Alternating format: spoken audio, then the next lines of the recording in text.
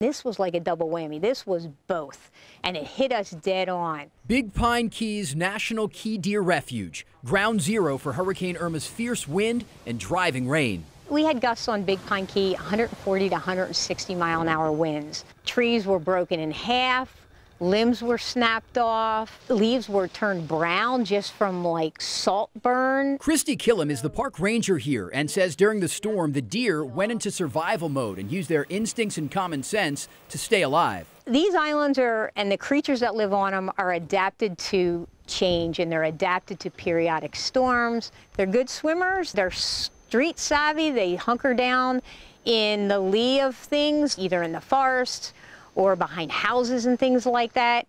But many deer were unable to survive, and the population had already dropped because of the screwworm outbreak in 2016.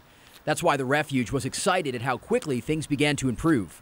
We were all cautiously optimistic. Folks started reporting back about observations of wildlife almost immediately after the people started to return. So we started getting reports, yes, there's key deer that made it. The key deer are the stars of the refuge, but in reality, they're only one small part of a much bigger picture. The key deer are these amazingly beautiful creatures. To protect the key deer, you protected habitat for all these other important species. We're talking birds, butterflies, alligators, fish. But you have the pollinators, the bees and the butterflies. So everything's part of a big interwoven ecosystem that they're all kind of dependent on each other. Big Pine was one of the worst hit spots in all of the Keys.